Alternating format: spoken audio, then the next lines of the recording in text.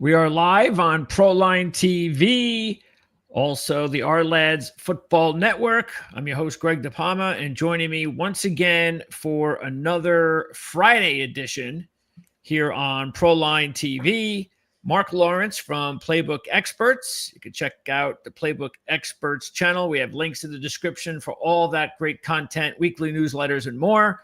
Mark, how's it going? I'm doing just terrific. Greg, how are you doing? Doing good. It's always, it's always interesting because you do all this prep work in the beginning of the week. And, I even started on Sunday because I try to get a head start on college on Sundays, especially when I'm watching games and I record every game. I don't watch anything live. And so it gives me the opportunity to just stop everything and then work on some college and take, once the odds come out. So you're working on all that. And then all of a sudden, you zero in on Wednesday because Wednesday is the day that we have our shows. So we have the restaurant, Jim Feist's handicapping show. And then I'm on right after that with all of my picks for the week and all of my information. So I got to be ready by then. And then we've got the show, the Playbook ATS show that's on Thursday. But it's like right after that, like Wednesday show especially, once I get to Wednesday night, I feel like, I don't know. I get that feeling when you cram for something and then the cramming is over and then you feel like, why do I have all this time on my hands? Almost like you're like, I missed something or this doesn't feel right. And that's kind of how it feels every single week after Wednesday with all of that. Because obviously, you know what I'm talking about. I mean, you work up until 10, 11 o'clock at night every night. And then you start up in the morning, the same thing. And then by time all of that information's done and you can't do anything else except injury updates just to follow that kind of stuff. It's a weird feeling. It is. You're checking a lot of boxes these days, Greg, with everything you're doing with Proline TV and our shows and interviews and so forth and whatnot. So I know what you're saying. I do the same thing myself with my routine. My routine is basically the newsletters, the 2 newsletters, getting them ready. And I wish I could get to bed by 10 o'clock at night. Sunday night, it was 2 a.m. Monday, it was 4 a.m. And Tuesday, it was 4:30 a.m. So that's not healthy. No, but it's what you have to do. That's right. We do what we do. That's it. And there's so much, especially when you're doing college, because there is no difference. It's sort of like John Hardoon always talks about this, our horse racing expert. Whenever we gear up for the Kentucky the Breeders' Cup, and hey, aren't you excited, John? He's like, well, I mean, there's no difference between the money that you make on the Breeders' Cup race than on a Tuesday qualifier. And it's the same thing with, there's no difference in whether you can make $1,000 on betting, Jacksonville State against Missouri State, as opposed to Georgia and Alabama. And that's why you put in the work, especially because of that's actually the edge that I feel like we can get in college football more than the NFL, because there's so much action and there's so much digging that you can create on your own if you really do the research, because most people don't. And therefore that gives you the edge. Well, it does, and just think of it this way. If there weren't 132 college football teams and only 32 like the NFL, you wouldn't have as much of an edge, because all the information you're digging and scratching and clawing and finding is readily available a lot easier in the National Football League. So you're not finding anything exclusive per se. And it also means, like John Hardoon asked John, which would he rather handicap, the Breeders' Cup card or a day of claiming races? He would tell you the Breeders' Cup for sure. But like you said, he makes just as much money betting on a horse at the Breeders' Cup as he does that claiming horse. Yeah, and also, and I know horse racing is different, but in horse racing, the better the races, the better the horses, the least amount of money you can earn. So those other races, the ones that are just your regular standard race, those are actually the ones that you stand a much better chance of hitting bigger payouts. And again, that's why, as fun as it is to handicap races, big races in horse racing, you can actually make a lot more money outside the big races. So yeah, totally different, I think, in football, of course. They're the lower level group of 5 teams as opposed to what you're talking about, finding value in horse races with the claimers per se, as opposed to the big stakes races and handicapping nothing but prime time games. So, it depends on what you're looking for. You're looking for value, you're looking to ferret out.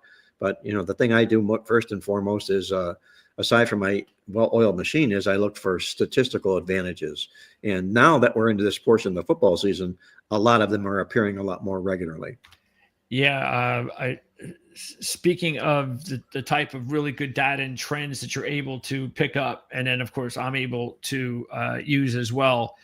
I want to be able to, I know that we have to get you on Jim's Wednesday show at some point as a guest, and I want to book you. We just had Krakenberger on. Yeah. Bill Krakenberger. Crackman. Yes. With a K. Yes. And he was talking about, he went on a rant about not agreeing with anybody who uses trends in football. And of course I started to laugh and said, man, when we book Mark, let's book Krakenberger. Let's have, that would be a really nice, because that's the thing that really is important, that everybody has their own system and everybody says, hey, if it works for you, because you can completely understand some people who will say things like, well, it doesn't, what the hell does it matter what happened? Because it wasn't even the same players or the same coaches or the same teams. None of that matters. As opposed to the other person who uses those trends religiously, and therefore, because he uses them religiously, like you do, there's a certain advantage that you have, and that's the advantage that you need, especially as we always say, if you're at least making 57 to 58% of your winnings on average for your football bets, you're doing pretty well. Well, I would tell Krakenberger that I'm not handicapping trends. I'm handicapping teams, and I'm handicapping situations, and I'm running them through my database, and I'm looking at those situations. That's situational handicapping. That's not trend handicapping. And really, in truth, what it comes down to is when I sift through and do my situational handicapping in my database, my well-oiled machine, whatever sides it points to, and I begin to handicap the games. The trends that we talk about are added fuel to the fire, is all they are to. I'm not going to bet a game because a team is 12-0 to the spread on Tuesdays, for instance. Yeah. No, I'm not going to bet that kind of a game. But Sure. if I'm handicapping a game and it happens to be playing on Tuesday and I like a side real well, and that team happens to be 12-0, I'll let you know about it. So that's basically what it comes down to. Yeah, it's the cherry on the ice cream. It's exactly. The bonus that's what you're looking for to validate maybe your picks and to help you feel a little bit better about them. But again, it's still the law of averages. That's all it is. Right. Okay, so let's get to this. By the way, Mark, you might want to. I think it's lower. You've got the thing on top on your that's it. Perfect. Okay, there we go. Yeah. Now it looks like you're sitting up in class. Stage manager. Right. Thank you very much. You got it. All right. So before we get started, Dave has a question, man. He's with it already. Firing him up, huh? Yeah. Nice. So what do you think about this question here, Mark? Well, what I like Dave a lot, and I think he's a good handicapper, a good student of the game. I like a lot of what he presents. Everything he asks is basically logical, which is where the first point is. But he asks me, I mentioned that I'm not a first half handicapper, a second half handicapper, an in-game handicapper. I'm not even a parlay player or a teaser player. And the reason I am not is I grew up following a lot of the legends in the world of football handicapping, Billy Walters, Bob Martin, those sorts of people. And what I've learned is, do what you do best, okay? And what I do best is handicapping the game. People who get into handicapping first halves, second halves, parlays, teasers, they're gimmicky. And the other part of the answer to that is I don't have in my database the ability to go out and factuate what happens to teams in first half games, second half games, teasers of more than, less than, all that type of stuff. I keep it plain and simple, and the KISS method, keep it simple, stupid. And that's what I do. I don't get caught up in, especially in-game handicapping. I think people who play in-game football wagering, they're just looking for action. They're basically looking for action, hoping that they feel that they have some value.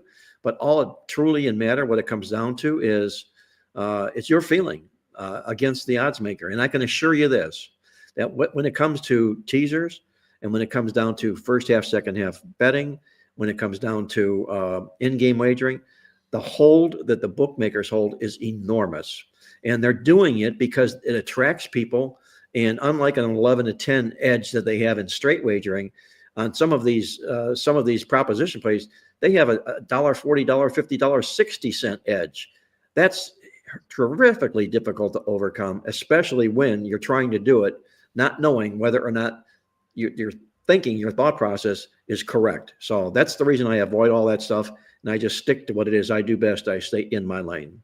Yeah, and I would venture to say that the people who probably do the best with live wagering are people who do it a lot. Just like we just said, the trend religiously.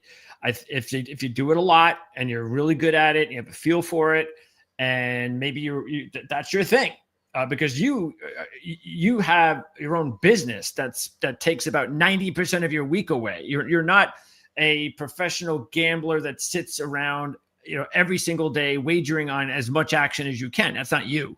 Exactly. But there are gamblers out there like that, and that's fine if that's what they want to do. But keep in mind, that type of person, man, you have to have a big bank account. You really, in order to get that. Again, you can do it for fun. Nobody's saying you can't do live wagering, first half wagering. That's fine. Do it for fun. But if you really want to make money, especially on live wagering, I think you have to do it a lot, and you have to be pretty good at it. You have to be real good at it. And I think, truthfully, it's more a feel than it is a statistical computer money grind. If you have a good feel for the game, and there's some people that really do. Steve Fezzik's a good friend of mine and very, very popular professional handicapper in Las Vegas, the only man to ever win 2 Super Book contests. He did in back-to-back years.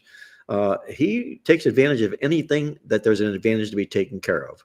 And so hence he's in on in-game wagering. And I'll just give you a small little snippet of things that he does. I'm not going to give away the ranch, because I don't know what the ranch is. But what he'll do for instance, is if a NFL football game starts out and one team receives the ball, that means they're going to be kicking the ball the second half. He'll jump right away into that second half bet and look to play against the team that's kicking the ball as opposed to the team that's receiving the ball. Because you got the extra possession. Exactly. Most probably you do. Okay. Yes. But, yeah. So, that's at least the starting point when it comes to second half wagering. Yeah.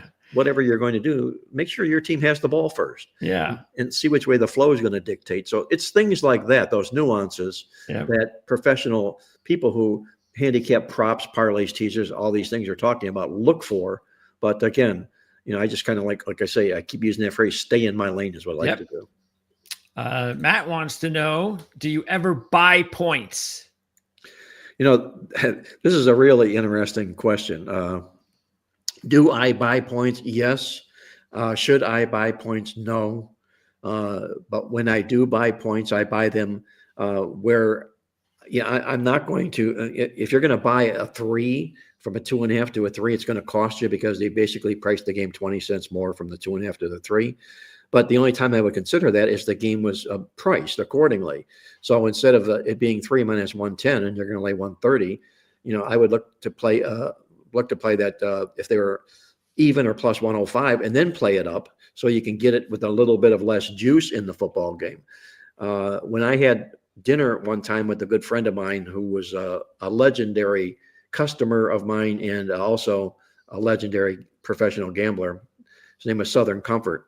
And he passed away. And before he passed, on his 70th birthday, his wife threw a surprise birthday party for him and invited myself and Dave Malinsky and Billy Walters and a bunch of other gamblers into town for the show. And I had the privilege of sitting at the table with Billy Walters and my friend Southern Comfort, Dave Malinsky, and myself. And so I was peppering Billy with all kinds of questions. And he probably felt like, did I come here to do an interview or did I just come here and have a good time?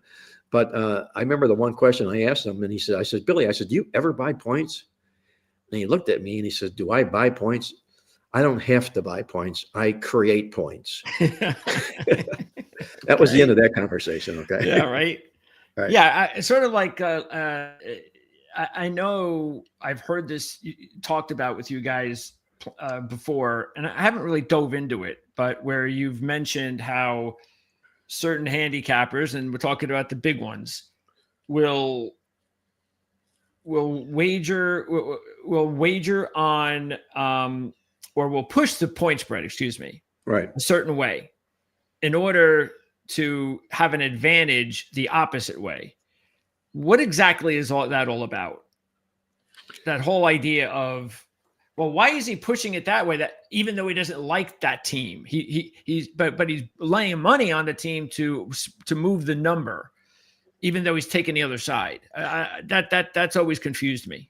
You're talking about a lot. That was a betting pattern that Billy Walters would do because, yes, he basically had a lot of beards in the country, and all they did was, he'd send out an order in a game. I want Virginia +7, and anybody in his family, and he probably had 100 people around the country making bets for him.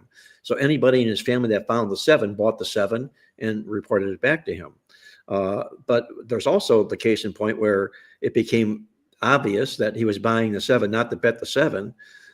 He was buying the 7 to be able to bet the other side of the game come kickoff, when he would have tremendous value in the football game. So he would take himself off the game and onto the other side, and he had himself a big position in the football game. So, there's two schools of thought to that. But, first of all, I don't have a network of people. Yeah, sure. I don't bet enough money like Billy Walters to be able to move points. Okay. Yeah. And create lines and so forth and whatnot. So, I just sort of stick to the basics here. And, it goes back to that first question you asked me about buying points. Well, the only time I'll buy points is if the juice is in my favor, and the juice allows me to do that. Yeah. And the time that I actually like, the time that I usually only buy points myself is if I have a parlay, or like, for instance, I had the Indiana parlay last week that I got screwed on, where it was 7.5, and I had like an 8-teamer. So of course I have 8-teamer. Why would I want to stick at 7.5? Let's move it to 7. And of course, if I would have got the push on that, which I should have, then that could have saved me $500 just making that one move.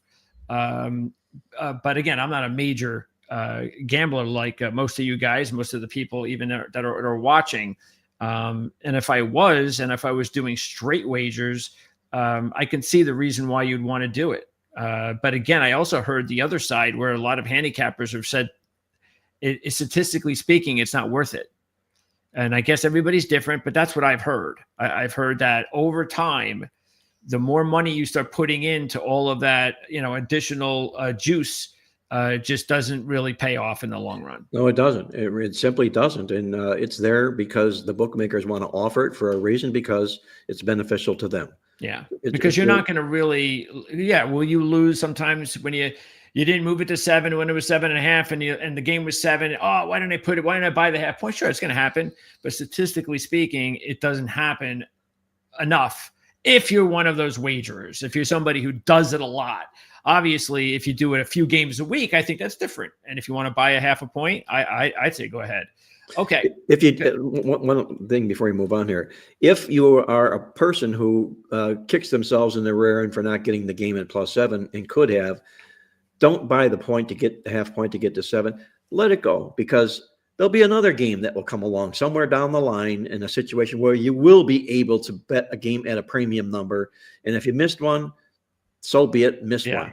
Don't go chasing. Okay. Oh yeah, that is a discussion in its own. Yes. Don't go chasing. Right. No question. A lot of people do that, especially if they get off to bad starts. That's the thing you have to learn and I think you should, is if you get off to a bad start, if you're a college football and an NFL gambler, and you just got off to a bad start on Saturday, I know when I do, that usually means I'm not turning it around. It's going to be a long weekend. It happens. It's just the way it is. But in the past, I used to just, okay, well, I lost 50, so now I want to bet 70. Oh, I lost 120. Well, now I want to bet 140. You can't do that, especially because if you don't already like the games at the beginning of the week that you're chasing, then that means that that opinion hasn't changed. You're just now betting to try to make up for the losses, when you should just take your losses and start over next week. Chasing is good in car racing, horse racing, but not in football. Horse racing and NASCAR. Absolutely. Yes. All right. So let's get to it. It looks like Jim is not going to make it this week, which is unfortunate, but he has a personal situation that he's handling. Right. Yep. So he needs the day off, which is obviously something he's going to get. And we're going to start off with, tell you what, let's get into the NFL then. We'll go over a couple of games here. We have enough time for a couple of games in both the NFL and college football. We'll be on for about another 25 minutes just to let everybody know what our schedule is going to be. And we're going to start off with the game on Sunday morning, and that is going to be the Minnesota Vikings and the Cleveland Browns. And this is one of those games where you cannot wager on this game without understanding the injury factor. And there's a lot of this happening, as we talked about yesterday. This is becoming big news in the NFL. I'm sure the NFL front office doesn't want any of this to get out there, but sooner or later, I think it should. I don't think we've heard enough of it with the mainstream media, and maybe that's because, they're partners with the NFL and they don't want to bash them too much, but sooner or later, I think it should come out. I think this is becoming a huge story, all the injuries. And right here, all you got to do is take a look at it. Minnesota will be down 3 offensive line starters. Of course, no Aaron Jones. Say what you want about J.J. McCarthy, but he is their starting quarterback. And then for Cleveland, they already have DeJuan Jones on IR. So he's out for the season. Conklin, the other tackle, looks like he's been out. Right. He's been out. Looks like he's questionable for this game.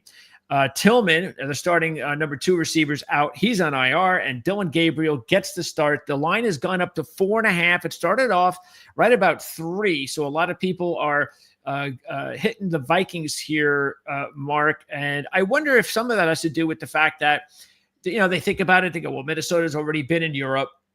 Cleveland's got to take the trip to Europe. I definitely think there's a factor there. No question about it. Minnesota's also a better team. But Cleveland's got themselves maybe a little bit of a rookie quarterback bump going on here, which Minnesota took advantage of a couple of weeks ago when Carson Wentz came in and he blew out Cincinnati. And the Cleveland Browns have a very good defense, maybe the best defense in the NFL right now, and the best pass rusher going up against that depleted offensive line. Yeah, I think people see one side of a game when it comes to injuries, Greg, and they don't look at the other side, as you mentioned. You opened it up really rather well, explaining Minnesota's injury situation. And then there's the Cleveland Browns and their injury situation.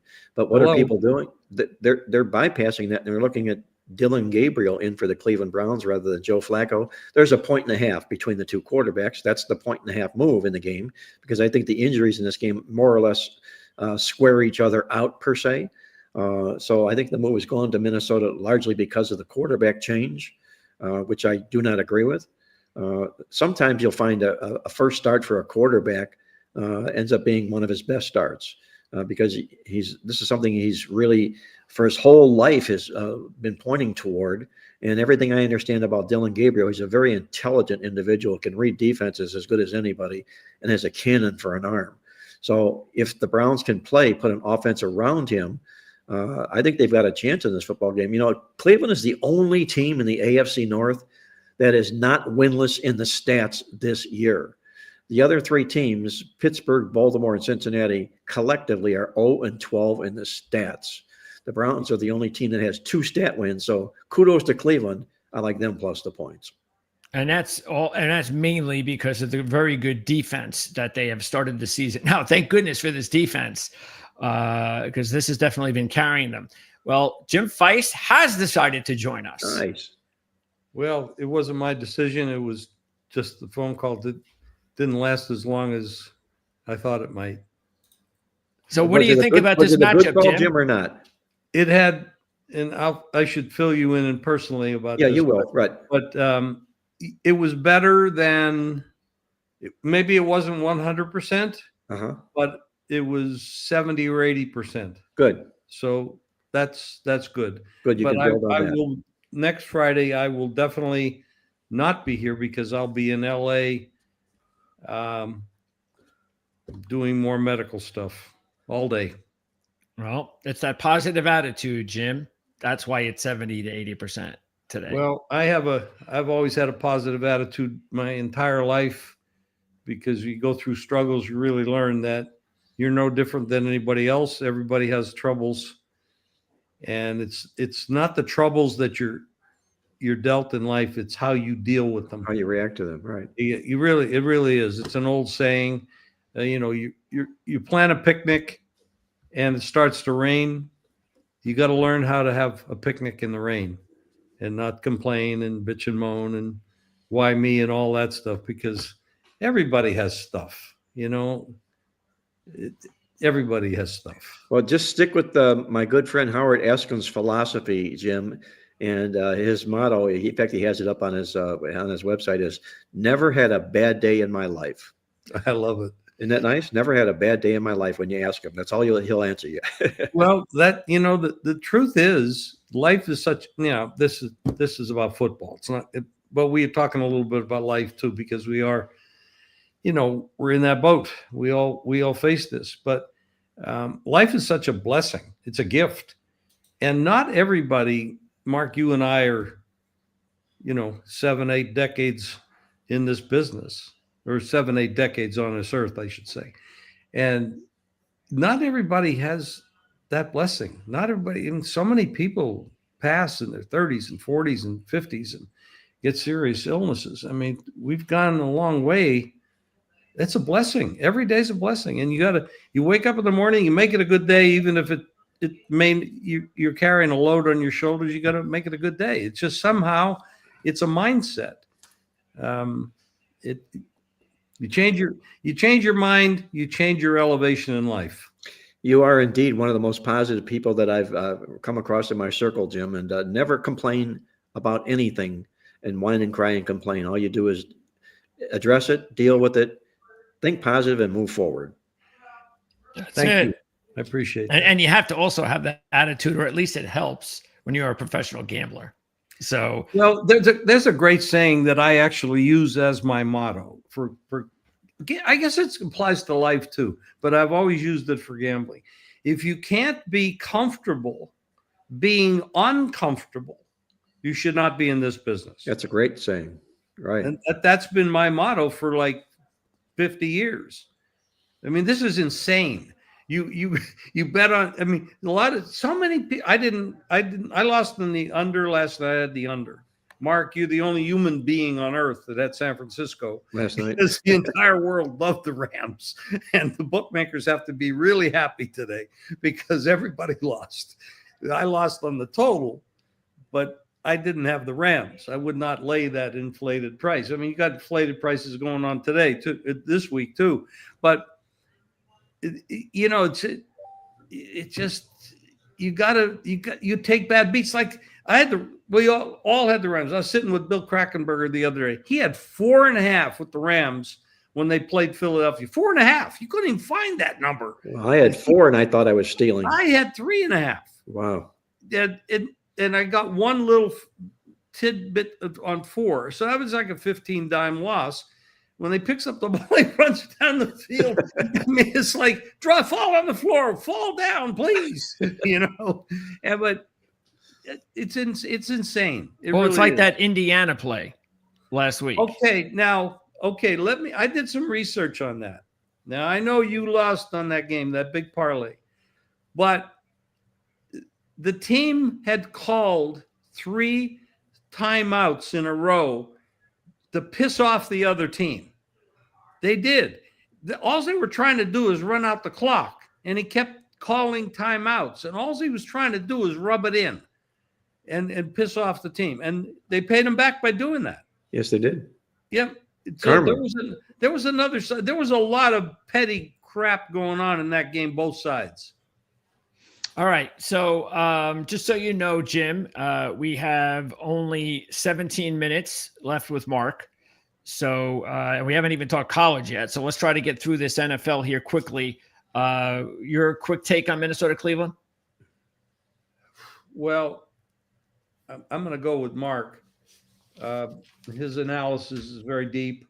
I can't believe when was the last time you saw a 35 on a total in the NFL? But the Cleveland defense is for real. Now, if this kid can give them any spark, this could be Well, it's a slobber knocker for sure. There you go.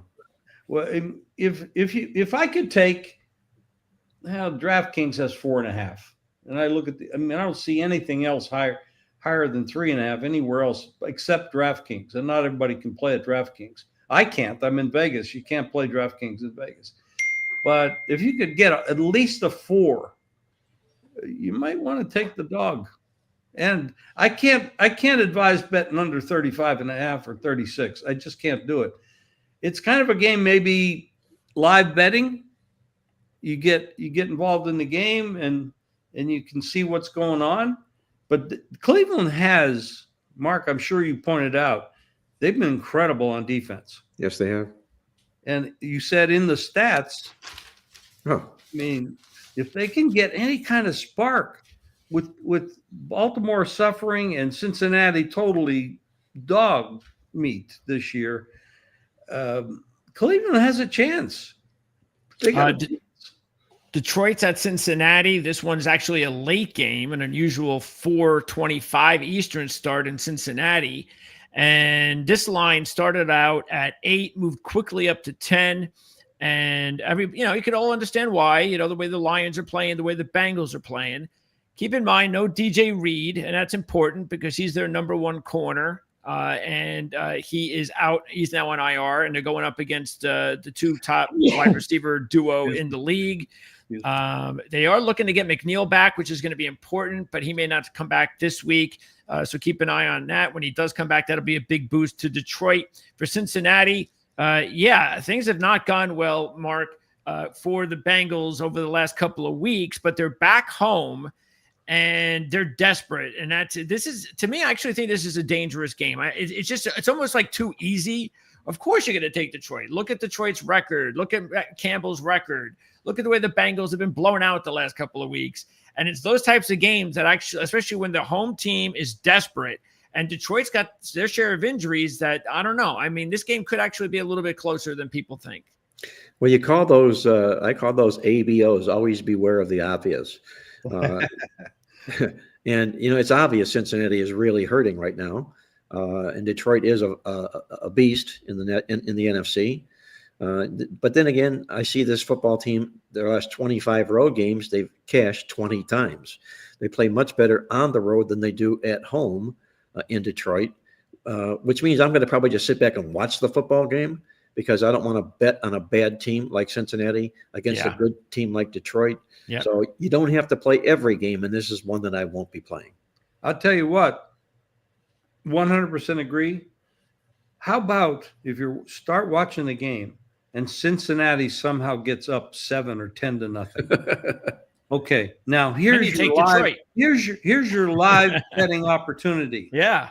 Okay, because Detroit is a machine. They might be the best team in the NFC. They could be. Yes. When you look at how Philadelphia has been winning, and Mark pointed it out yesterday on the ATS show, they've been winning ugly. This Detroit team in the 3 games, since they lost that first game, they're winning very pretty. They're doing a lot of good things. I'd love to see Cincinnati take a lead in this game. And then I'm coming back with both fists on really. Well, that's a great inline situation. We were talking about that before you got on, Jim, and I don't do that, but there are situations where you do that, and that's exactly one where you just mentioned a prohibitive favorite that's trailing in the football game, and the price gets adjusted accordingly. You know who's going to end up winning that game, so snap the rubber band time it comes for Detroit.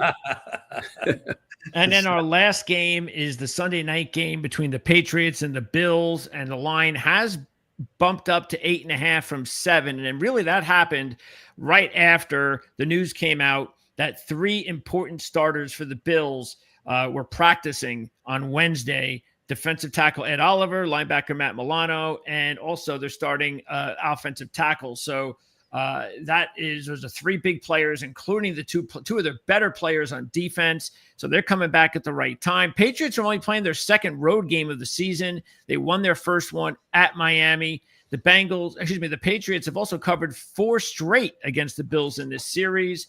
But what do you think? What do you think, Jim? Is this one where you think that line is starting to get a little too high, and this Patriots might be a good play? Game opened up at a book that I play with. I won't mention names. Opened up 9. I took it. That tells you what I like. I like the Patriots. Now, you always have a question mark when you have a young quarterback. I mean, they can do all kinds of crazy things. I mean, they lost to Pittsburgh a couple of weeks ago with the team turned the ball over 5 times. Pittsburgh should have never won that game. Buffalo is not a strong defensive team, especially in the back end of their defense. Now, getting players back does not hurt, depending on what their condition is and if they're going to play near 100% or not.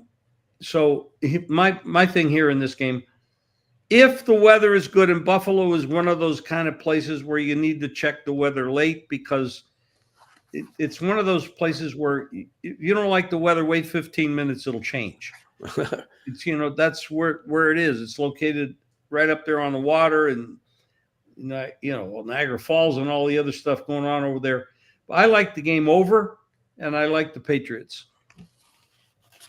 Mark? I think it's a tough football game. Again, I don't want to ever lay this kind of number in a division game, so I can see exactly where Jim is coming from in a contest like this. And just up until last week, New England was winning the hearts and the fans and the wallets of quite a few bettors in the National Football League.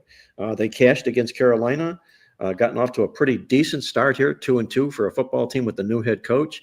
I don't think there's any quit in this football team. I don't think Mike Vrabel is going to allow that. Now, will Buffalo play down to their level? That's a question. Being a division opponent, probably not. But I can see where Jim's coming from here. If I had to play this game, I would grab the points. Before we let you go, Jim, do you have a pick, or did you already give it to us? In what? A free pick. You have a free pick for the viewers before we let you go. Oh, I did send it to you. I said it was the Patriots. There you go. Yeah, well, you're here, though. If you need another one. No, I'll bet he has another one. Sure. Well, I mean, I don't want to. Like. I mean, that's kind of the funny, because I just said it, and then you want another one. But I'll give you another one. Denver to straight up win over Philadelphia. All right, that's a money line. I'm going to tell you. Mark pointed it out yesterday. Philadelphia is winning all these games, not winning in the stats, and that is not a good. That cannot survive forever. I mean, Denver is well coached. Again, and this is the question about some of these teams with these second-year quarterbacks. You just don't know if they're going to regress, and if they are, when's it going to happen? You just don't know. And there's a little bit of a guessing game going on, because you're not going to get any regression out of Hurts, and you're not going to get any regression out of Josh Allen for Buffalo. So you're kind of playing with fire with that a little bit, but. I like Denver, and I like in New England. All right, Jim. Good to have you on as always. We'll look forward to talking to you again early next week. We'll also be posting the video you just did with Victor. You recorded that a couple hours ago. That's going to be available in a few hours right here on Proline TV. So I'm sure you have. Victor did a great job as usual. Yes. And we even talked about Tuco, who's been really? Yeah, Tuco. Well, he and you are two huge dog lovers. I do know that for sure. You're right about that. Yes, you are. See you guys. Hey, Thanks, Jimmy, Jim. have a good one. I'll catch up with you, guy. Be well, okay? Bye-bye. Bye. All right. So now we've got a few minutes left. Let's turn our attention to college football. And the first one here might actually be the biggest game of the weekend. And that is Vanderbilt and Alabama. It's the SEC game of the week at 3:30. And Vanderbilt, I think a lot of people now are starting to slowly catch on, Mark, what we've talked about this Vanderbilt team even last year and the beginning of this year, that this is a for real team. They're the perfect team for these times as well, because everybody knows how much parity there is in the SEC at this point. And with all that parity, I think everybody's also realizing that there's not a whole lot of difference talent-wise now between the Alabamas and the Vanderbilts of the world. Alabama still has more talent. We know that there's no doubt. But when a team like Vanderbilt can get themselves a quarterback like Diego Pavia it changes everything for them. And they only have him for another half a season. Then he's gone and he'll never play again for college football. So they got to milk this as much as they can. And Pavia is 14-2 against the spread as a road dog. Alabama, meanwhile, 6-2 against the spread. Their last 8 when they come off an upset win like they did against Georgia last week. I didn't even need the Alabama trend to stick with Vandy here. And I even think the money line play is not the wildest, craziest idea in the world. I don't think it is either, Greg. If this is another one of these things I call tape jobs. And if you put tape over the names of these two teams and didn't know who they were and looked at their body of work for the football season, you might ask yourself who's favored in this game.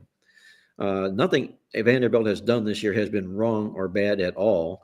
The biggest obstacle they're going to overcome will be Alabama's desire to extract revenge from that embarrassing loss last year.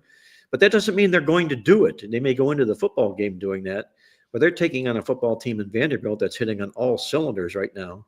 And I couldn't only look to Vanderbilt's way in this game. In fact, we play our game of double-digit dogs that can win straight up. I think you got to look long and hard at Vanderbilt here. You know what? I also think it's kind of funny when you get these teams like these juggernauts like Alabama, and they like dominate teams like Vanderbilt all these years and blow them out and blow them out and blow them out. And then the David comes up, beats Goliath one year, and then Goliath feels like the next year, oh, we've got to get revenge on David. How dare he beat us after we've annihilated them for the past 12? How dare they? Yeah. And it's like, are you kidding me? You really need that psychological motivation to beat this team for like the 15th or 18th time in the last 19 years. I mean, I think that's kind of silly, but hey, you got to use motivation anytime, any way you can get it. And I'm sure that's exactly what Kalen DeBoer is going to try to do. You know, in our newsletter this week, we have a feature called the Smart Box. I keep alluding to this, but I do because it's well worth reading. And this week's Smart Box is dealing with 5-0 football teams. We call them 5-0 Fat Cats. And in Game 6, the rule is you play against them as favorites and you play on them as underdogs. You have 2 5-0 underdogs this week, of which I'll set this table for you. An underdog in Game 6 that's coming off a double-digit win, taking on an opponent that they beat in the most recent time. Those teams are 11-0 against the spread. Oh. That's a roll for Vanderbilt this week, and it's a roll also for Iowa State. I'm going to ask you this question also, Greg. If Vanderbilt wins this game, Pavia is going to zoom up the Heisman Trophy ladder. Do you think that he could go favorite if they win this football game? I think anything's possible because of how if you take a look at the award odds right now, it's like every week it changes because there's no definitive leader in this group. And even Dante Moore is now at the lead. And okay, Oregon beat Penn State, but it wasn't like Dante Moore did anything special. They just won the game, and he's on probably the best team right now in college football in week 6. And that could change in week 7. So absolutely, I think I'd say all he has to do. But if he can come out with a huge game, no doubt about it. If you think that's possible, take him now before the odds drop. They're in here somewhere. Where did he go? Couldn't have dropped that far. I thought he was going to be right around here. Where is he? He can't be down here, right? How come they don't have him here? Did I miss him? Where is Pavia? Oh, there he is. Okay. He's getting a lot of respect already at 17-1. I didn't expect that. Oh. Okay. So absolutely. He can go from 17-1 to right up here without a doubt, especially if he has that really big game. It is amazing, because he was over probably 100-1 when the season began. And also take a look at Vanderbilt, because if you think Vanderbilt has a chance to win this game, take a look at their SEC odds, take a look at their national championship odds, because they are big. And you could definitely capitalize on that if they can pull off the win. And, even if they don't pull off the win and it's a close loss, they still have a chance to be a playoff team as long as they just keep doing what they're doing. And, I have to look at their schedule, but I think they could be a 2-loss playoff team if everything goes their way.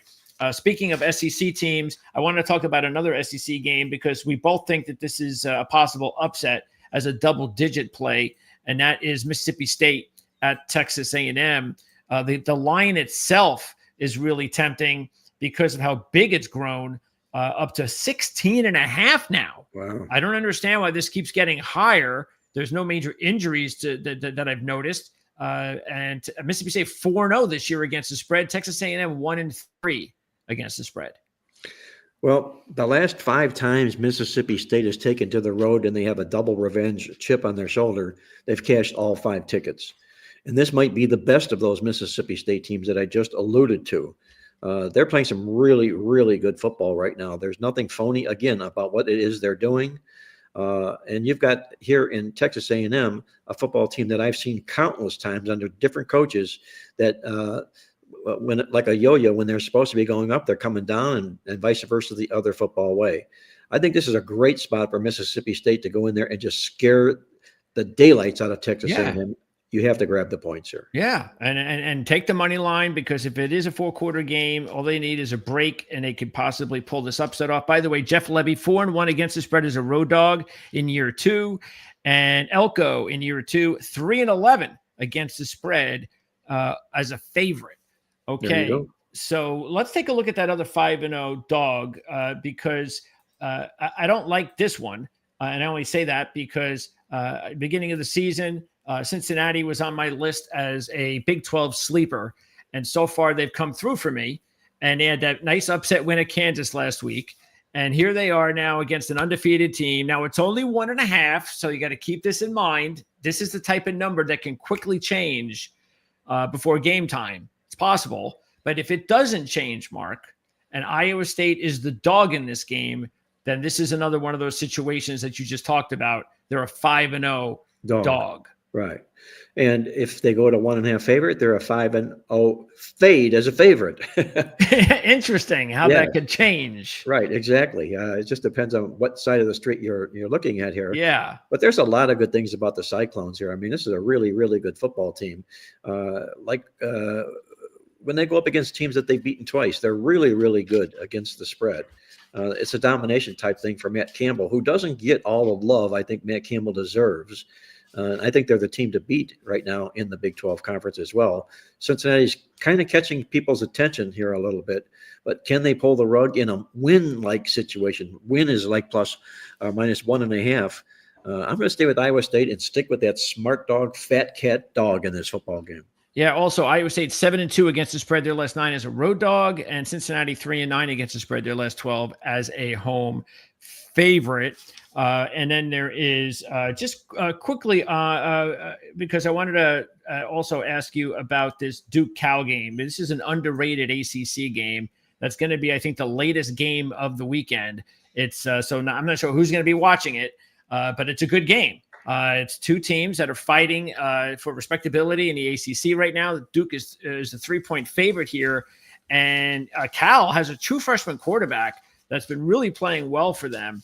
Even though they lost Mendoza, very fortunate to find this true freshman that's really putting him in a good spot here to open the season at 4-1, coming off a nice upset win against Boston College. The thing I am a little bit worried about Cal, and it's the same thing that I'll say next week with Washington when they host Rutgers, is this whole thing about when these teams like Washington and Cal are in the Big Ten and the ACC, that means there's potential travel issues. And check this out, Cal, 9/20, September 20th, was on the West Coast. Then 9/27, Boston College, East Coast. Then this week, back home, West Coast. That's a lot of traveling back and forth. That could take a toll. But Cal is 9-2 against the spread as a home dog since 2020. And Duke is 3-0 as a road favorite under Manny Diaz in year 2. Well, I think what works in this football game, Greg, is the geography. Having to go from East Coast to West Coast for Duke, who's not a juggernaut by any means. That's true. And, Manny Diaz has been known to not show up for certain football games, or his teams have been that way. And again, I keep saying, we like certain coaches. We like Justin Wilcox. This is a great spot for California to get themselves in the game, in the bowl picture, and do all those good sorts of things here. I like California at the beginning of the football season, and I like them here against Duke. And then final plays, and we're going to go head-to-head on this one. And that is, we talked about at the very beginning of our broadcast about wagering on teams from the Conference USA. So I like Delaware. You like Western Kentucky, and I'll give the reasons I like Delaware. So Ryan Carty's done a really good job with this FCS program. FBS season, first year. They've already upset UConn and FIU.